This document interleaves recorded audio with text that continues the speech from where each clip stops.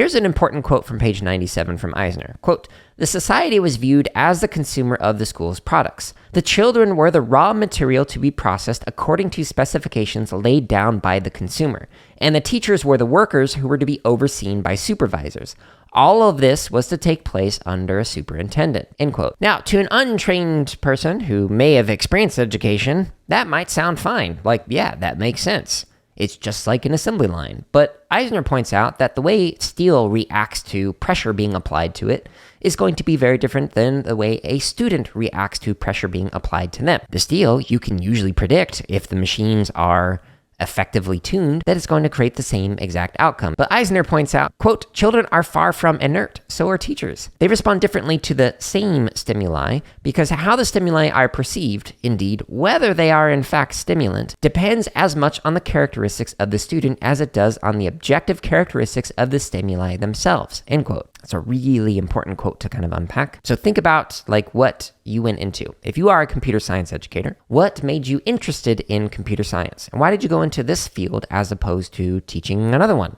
Like for myself, I went into music education, and then after several years there, I switched over to computer science education. Why did I go into either of those subject areas as opposed to culinary arts education? What about for you? Why did you end up in computer science education as opposed to arts education or language arts? It may be because the stimuli, the different experiences and lessons and projects you engaged with in one subject area was more meaningful than in others. Even though everybody might objectively receive the same kind of instruction, like if you have a computer or a video that demonstrates the exact same concept and you create the exact same thing as somebody else, you're going to walk away from it with a different experience. I talk about this in some other episodes I'll include in the show notes at jaredoleary.com, but there are many different layers of curriculum. So like there's the intended curriculum, that is what is designed by somebody like a curriculum developer.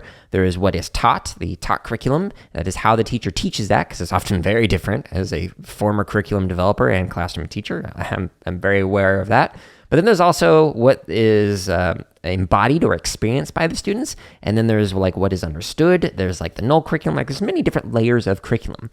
But what a student experiences and walks away with and kind of embodies and takes away from a particular experience is going to be completely different than the person next to them, most likely. While one student might walk away from a lesson and go, wow, I really like abstraction in computer science. Another student might walk away going, wow, that was a really funny looking picture on page 4. We don't actually know what students are going to think and what they're going to walk away with when it comes to an educational experience. Because again, they are not inert objects, but the behavioral objectives kind of treat them as though they're all going to do the same thing. And so Eisner points out that, quote, "One major problem I see in the admonition to teachers and curriculum planner to specify their aims in behavioral terms is that the limitations of such objectives are seldom acknowledged. They are offered as though one were not really professionally competent without a list of objectives that one could pull out of for each set of curriculum activities formulated," end quote. It's from page 98. A little bit further down, Eisner goes on to clarify, look, I'm not saying we shouldn't have educational aims or objectives, but I'm just saying that, quote,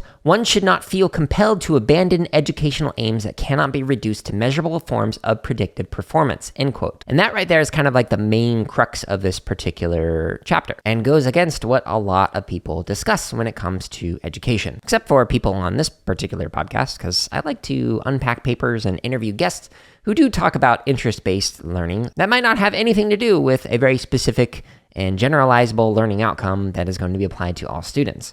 So I'll include a link in the show notes to interest-driven learning podcast episodes that I highly recommend checking out.